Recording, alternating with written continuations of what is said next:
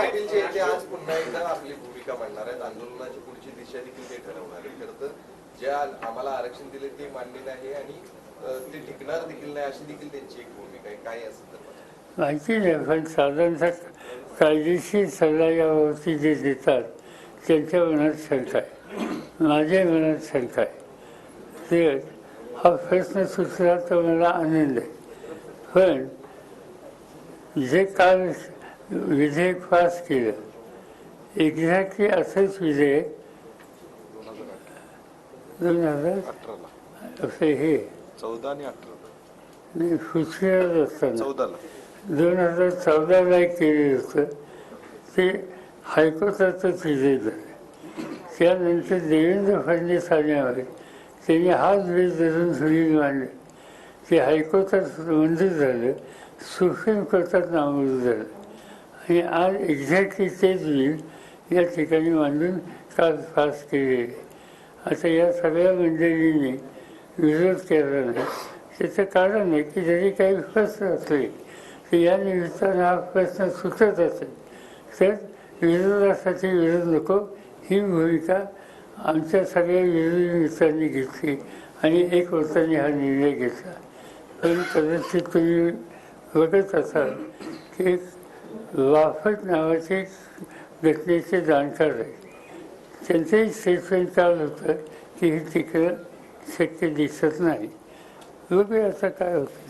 साहेब, बारामती लोकसभा मतदारसंघात संभाव्य सुप्रिया सुळेविरोधात सुनेत्रा पवार अशी एक लढत होणार आहे. पहिल्यांदाच आपल्या पवार घराण्यात 2 सदस्य एकमेकांविरोधात लढणार आहेत. अजून तर मला माहिती नाही, कारण ही जे आमचे विरोधक आहेत त्यांनी उमेदवाराचं नाव डिक्लेअर केलेलं नाही. मराठा आरक्षणाचा प्रश्न सुटला तर मला आनंद होईल असं म्हटलं. मात्र आता अनेकांनी शंका उपस्थित केलेली आहे की हे आरक्षण पुन्हा टिकणार नाही. आपलं सरकारला या संदर्भातली काय नेमके पर्याय असू शकतात? नाही सांगता येणार नाही एकदम. हा सगळं जाब बघावा लागेल.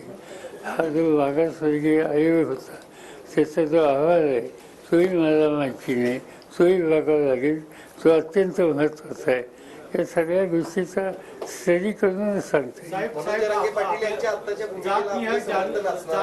जनगणना करून 50%ची अट जी आहे ती वाढवता येईल असं काही जाणकारांचंही मत आहे आणि काँग्रेसनेही तसं आपल्या ह्याच्यातून कॅम्पेन मधून सुरू केलेलं आहे. तर मराठा आरक्षणावर तो रामबाण उपाय असू शकतो का येणार? जात निहाय जनगणना करावी ही आम्हाला लोकांची मागणी. त्याच्यात काही दोन होतं नाही. आमच्यातल्या 1-2 घटक पक्षांची त्याच्यामध्ये वेगळी मत आहेत. पण याचा या विषयाचा आज सोडणे हा उद्याचा प्रश्न होऊ शकतो. मनोज जरांगेंच्या आत्ताच्या भूमिकेला समर्थन आपलं आहे का? कारण त्यांनी त्यांची भूमिका काय आहे हेच माहीत नाही. ते आज कळेल. त्यांची आजच बैठक आहे, ती झालं तर नंतर सांगू. निवडणुकीच्या पार्श्वभूमीवर सोशल मीडियाचे जे काही हे होतं त्याच्यावर बंधन आणण्याचा प्रयत्न केंद्र सरकार करते अशा प्रकारची माहिती मिळते. मागच्या निवडणुकांमध्ये सर्वांना सोडलं होतं रिकामं, आता त्याच्यामध्ये बंदी आणण्याचा प्रयत्न केला जातो असं दिसतंय. सर आता साधी गोष्ट आहे. सोशल मीडियाचा सोडा, एक चॅनल तुमच्यापैकी त्यांनी काही बातम्या दाखवल्या, काही अनालिसिस केलं, त्यांना सांगितलं की इतके दिवस तुम्ही बंद ठेवा. याचा अर्थ काय?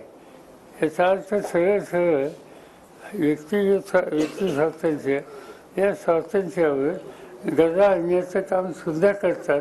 त्यांच्यापेक्षा वेगळी मतं मांडली तर एक प्रकारची हुकुमशाही. एक प्रकारची हुकुमशाही.